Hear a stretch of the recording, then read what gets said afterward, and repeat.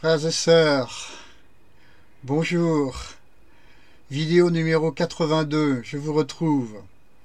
En fait, pour tout vous dire, ne rien vous cacher, j'ai déjà enregistré une fois cette vidéo numéro 82, mais n'étant pas entièrement satisfait de mon travail, je recommence. Soyez bénis, je vous le dis de tout mon cœur. J'ai beaucoup de joie de vous retrouver encore une fois. Cette vidéo, je vais l'intituler de la façon suivante. Ouvrons les guillemets. La leçon des lépreux et celle du prophète. Il va s'agir d'un commentaire sur deux chapitres qui sont donc 2 Rois, chapitre 6 et chapitre 7.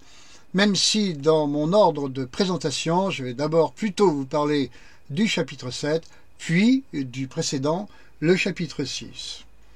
Voilà, je souhaite introduire en vous faisant remarquer, en vous rappelant que dans ma vidéo précédente, la numéro 81, je vous ai parlé de baptême de feu pour le peuple de Dieu, ce baptême qui va le préparer en le purifiant beaucoup avant le retour du Seigneur Jésus-Christ.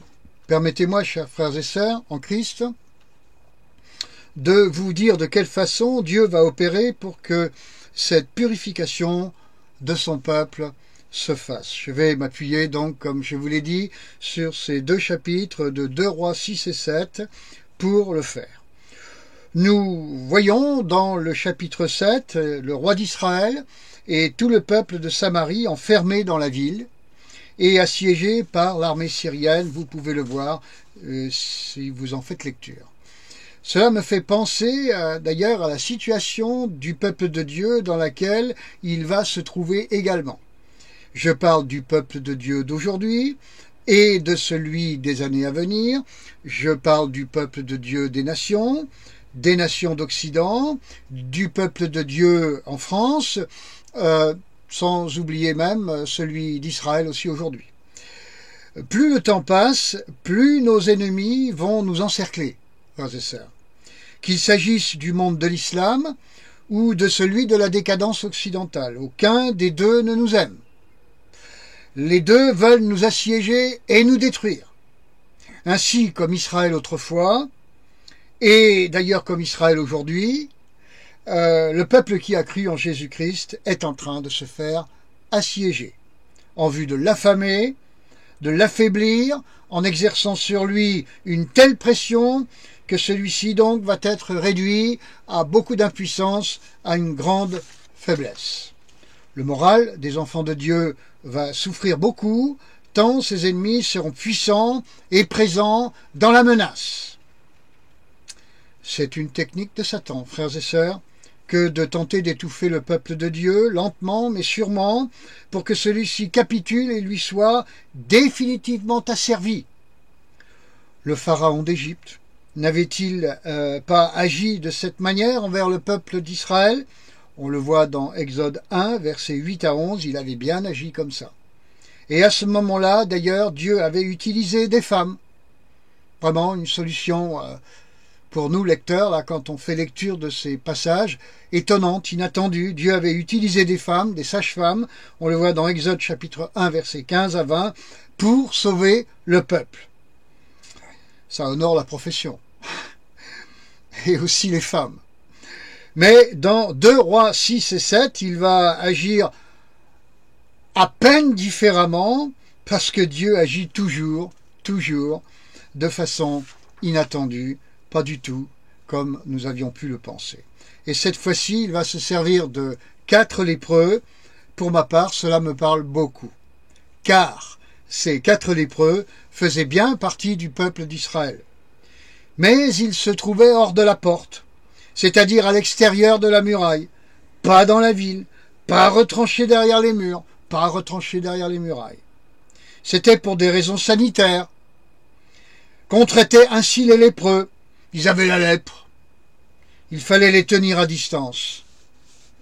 Je voudrais dire que un jour, un pasteur a prié pour moi. Il m'a dit, t'as la lèpre. Ce qui signifiait, on va te tenir à distance. qui n'est pas fréquentable, qui est contagieux. Cela me fait aussi penser à ceci. Dieu a un peuple, enfermé dans les murs de sa ville. Il a aussi un peuple, quelques-uns, de vulgaires marginaux, des lépreux, qui sont à l'extérieur de la ville, eux, apparemment sans la protection des murs, exposés à toutes les menaces et misères potentielles. Et que va-t-il se passer? 2 Rois, chapitre 7, versets 3 à 6, verset 3. Peuvent-ils rester ainsi, ces lépreux, juste à la porte de la ville, sans espoir, sans vision? Non, c'est pas possible. Le secours ne viendra pas, ils le savent, de la cité assiégée. Pas plus aujourd'hui qu'il ne viendra de l'église assiégée. Verset 4. S'ils réintègrent l'intérieur de la ville, seront-ils acceptés? Pourront-ils y vivre? Non, ce ne sera pas possible. Ils le savent. Je le répète, le salut ne viendra pas de l'Église. Car la force du peuple saint sera entièrement épuisée, nous dit Daniel dans son livre, chapitre 12, verset 7. La force du peuple saint sera entièrement épuisée. Comprenez que cette parole-là concerne les temps de la fin, quand elle est prononcée, écrite dans le livre de Daniel, les temps de la fin devant lesquels nous sommes, qui arrivent là, ces temps de la fin qui nous concernent. La force du peuple saint sera entièrement épuisée. Et le peuple de Dieu va vers cette extrémité, entièrement épuisé, sans force. Verset 4, seconde partie. Alors, ils vont prendre, ces lépreux, une décision étonnante, la seule qui leur reste. Et Dieu agit toujours ainsi, mes amis. Il attend que toutes nos options, toutes nos petites idées aient disparu et que nous soyons donc mûrs pour la chienne d'idées, d'options, de solutions. Cela peut prendre du temps, quelquefois, un temps qui ne dépend pas de lui. On dit Dieu est souverain. Oui, oui, Dieu est souverain. Il agira en son temps. Oui, oui, il agit en son temps. Mais on le fait poireauter, nous. Et je vais vous dire, le temps de Dieu, il est extrêmement basé sur le fait que Dieu attend que nous soyons prêts. C'est le petit détail qu'on oublie. Ils vont donc aller en direction de leurs ennemis, si terribles. Si terribles? Des ennemis terribles? Verset 5. Mais on voit qu'il n'y a plus personne quand on lit le texte. Verset 6. Comment est-ce possible? De quoi s'agit-il? Qu'est-ce qui s'est passé? La réponse est dans ce verset. Dieu était intervenu avec ses saintes myriades et avait chassé tout le monde du camp de l'ennemi. Tout le monde dans le camp de l'ennemi. Et ce sont les lépreux qui s'en sont aperçus les premiers, et en ont bénéficié les premiers, et ont ensuite averti les gardes de la ville, le roi et tout le peuple. Dieu a donc utilisé le peuple hors des murs pour annoncer la délivrance au peuple des murs. Amusant, vous ne trouvez pas, frères et sœurs? Le peuple des murs peine beaucoup à comprendre ce qui se passe à l'extérieur, parce qu'il est enfermé dans ces murs. Il est bien là, il se sent sécurisé.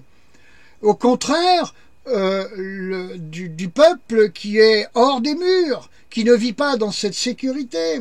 C'est-à-dire que le premier est enfermé au cœur de la protection de ses remparts, tandis que le second, sans mur, possède une perspective et une vision qui, elle, n'a pas d'obstacle, ou beaucoup moins. Qui peut comprendre cela parmi l'essentiel du peuple de Dieu, surtout celui qui est à l'intérieur des murs, c'est-à-dire des systèmes religieux? La réponse se trouve dans 2 Rois, chapitre 6, versets 15 à 17. L'assistant de l'homme de Dieu Élisée, se lève de bonne heure et voit une troupe militaire puissante qui se met en place pour les assiéger. Lui, le prophète, et son assistant, là où il se trouve, à Dothan. Il a peur et il le dit à son leader, le prophète Élisée. Mais son leader, c'est lui, le prophète Élisée, que le camp de Dieu est plus nombreux que le camp de l'ennemi. C'est pas un problème pour lui, le prophète. 2 Corinthiens, chapitre 4, verset 18. Je vous fais lecture de ce verset, ça en vaut la peine. 2 Corinthiens, chapitre 4, verset 18. Ainsi, nous regardons non point aux choses visibles, mais à celles qui sont invisibles, car les choses visibles sont momentanées et les invisibles sont éternelles. L'apôtre Paul sait faire ça, Élisée sait faire ça, et qui d'autre sait faire ça? Spécialement aujourd'hui, dans la famille du Seigneur? Eh oui, je le répète, Élisée, comme l'apôtre Paul, ces gens-là savent regarder au monde invisible. Ils savent regarder au monde spirituel, à celui de Dieu, à celui du camp de Dieu. Ils savent regarder à sa puissance. Bon, qu'il reste en paix. Comment savoir regarder à Dieu et aux choses invisibles et à sa gloire et à sa puissance? La réponse se trouve encore dans 2 Rois, chapitre 6, verset 17, frères et sœurs. Élisée pria, « Seigneur éternel, ouvre les yeux de mon assistant, et Dieu le fit. Et le jeune assistant vit une armée de feu, des chariots, des chevaux de feu, une armée beaucoup plus grande que n'importe quelle autre armée. » Question, combien d'enfants de Dieu voient cette armée? Parce que je vais vous dire, les enfants de Dieu qui n'ont pas appris à vivre en mode 2 Corinthiens chapitre 4 verset 18, ils vont vers une foi qui fera naufrage.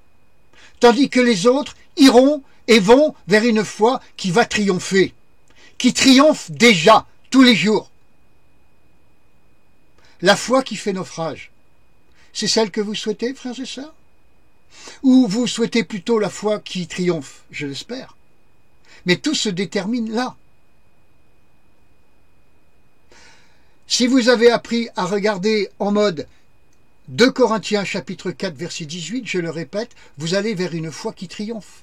Sinon, vous allez vers une foi qui va faire naufrage. Ça dépend de vous, de votre choix maintenant.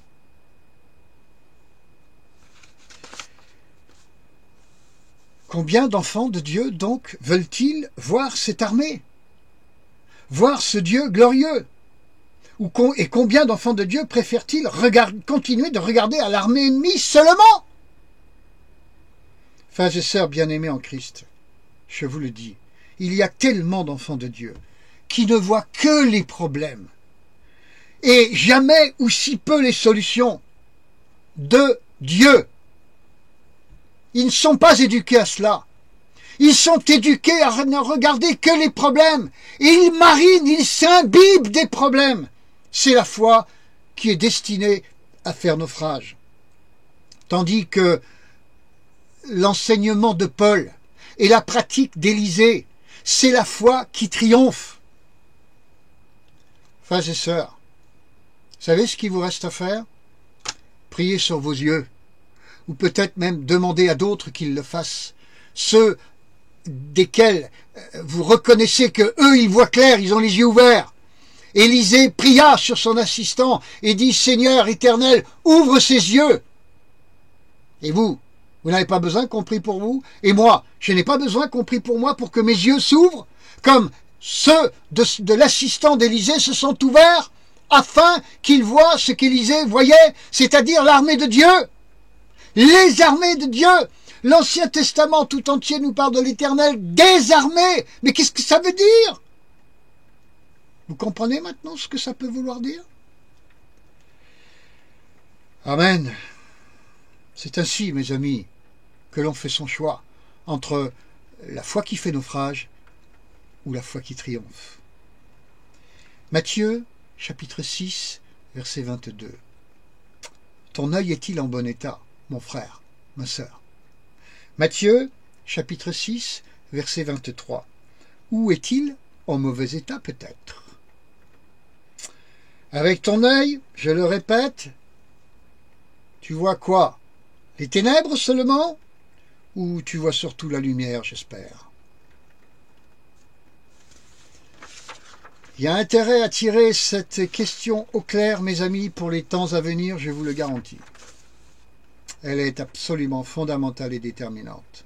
Cette question, ce point-là, que l'on vient de soulever, frères et sœurs. Traitez-le dans ce qui concerne votre cas. Ainsi le peuple enfermé à Samarie. Voyait-il le monde invisible? Ben non. Et les lépreux, les premiers, eux, ont pris conscience que le monde de Dieu avait chassé celui de Satan. Et le clairvoyant, le prophète, lui, il connaissait la puissance de Dieu. Il connaissait, la puissance de Satan. Ouais. Mais surtout celle de Dieu et de ses armées. Ouais.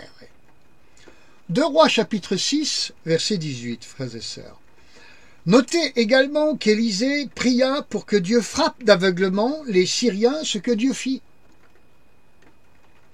Avez-vous l'habitude de frapper d'aveuglement les puissances de Satan? Avez-vous l'habitude de frapper d'aveuglement vos adversaires pour qu'ils ne voient pas ce que vous faites et qui vous êtes, de façon à ce que ça ne vous gêne pas dans votre vie de tous les jours, dans l'exercice de votre piété? Il y a des moments, et assez souvent, il faut commander aux yeux de nos adversaires d'être aveuglés. Le faites-vous? Et aujourd'hui, qui est donc d'accord pour prier pour que les yeux de nos ennemis soient neutralisés? Le faites-vous, frères et sœurs? Et j'ajouterai, et pour conclure, à l'appui de ces 2 chapitres de 2 Rois 6 et 7,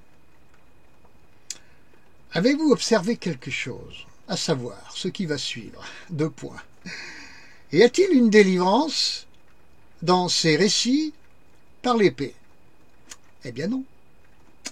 Elle s'est faite sans un seul coup d'épée.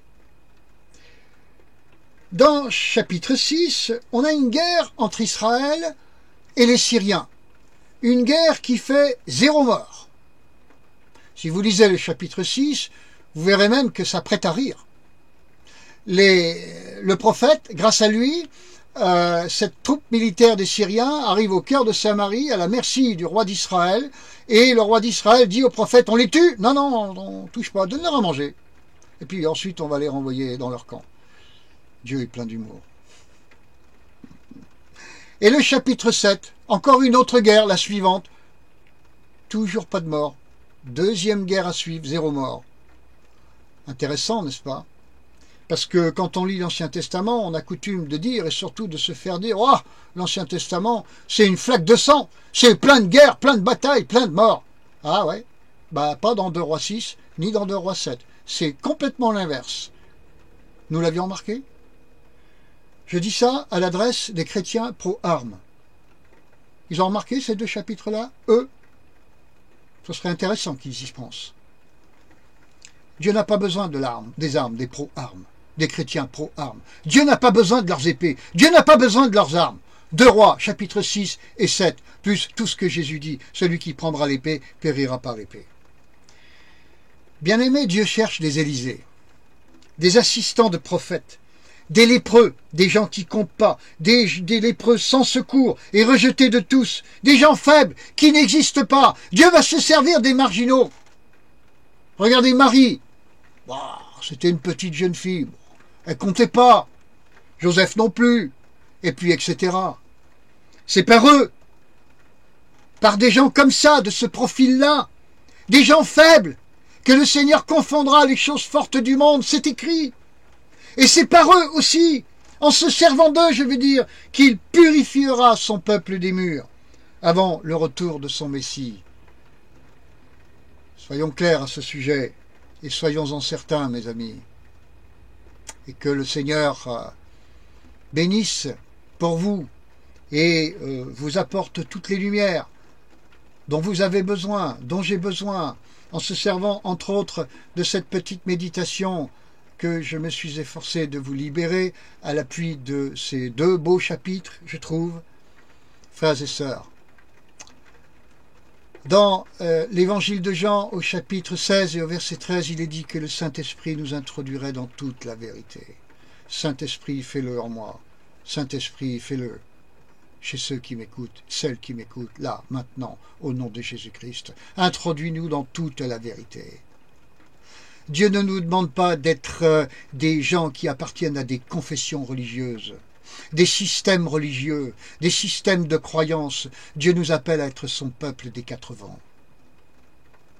Peut-être vous allez devoir payer le prix de la marginalité pour voir clair, comme Élisée voyait clair, comme son assistant a fini par voir clair, comme les 4 lépreux ont pris conscience aussi de la manière dont Israël avait été libéré, et eux aussi, les marginaux, par le coup même, et même avant le peuple d'Israël.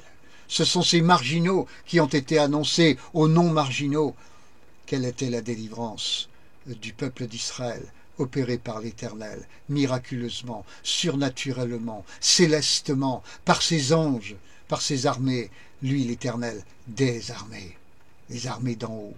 Voilà comment Dieu va opérer de plus en plus dans les temps à venir pour changer les idées de ses enfants, purifier les pensées de ses enfants, leur faire manger du pain, ah oui, mais du pain sans levain, plus de levain, vous allez être débarrassés, purifiés de vos levains, frères et sœurs, et moi avec, amen. Et je conclurai, frères et sœurs, en appelant la bénédiction de Dieu sur vous si vous la voulez bien, spécialement celle dont il est parlé dans cette petite réflexion, dans cette vidéo numéro 82. Et je vous assure que là j'arrête en vous citant Philippiens chapitre 1 verset 8 où l'apôtre Paul dit à ses interlocuteurs qu'il les chérit de la tendresse de Jésus-Christ. Moi aussi, sans me prendre pour lui, oh là là, je vous chéris de la tendresse de Jésus-Christ. Soyez bénis ainsi, chéris par et dans la tendresse de Jésus-Christ. Alléluia, amen, et à bientôt pour la suivante. Mes amis, au revoir.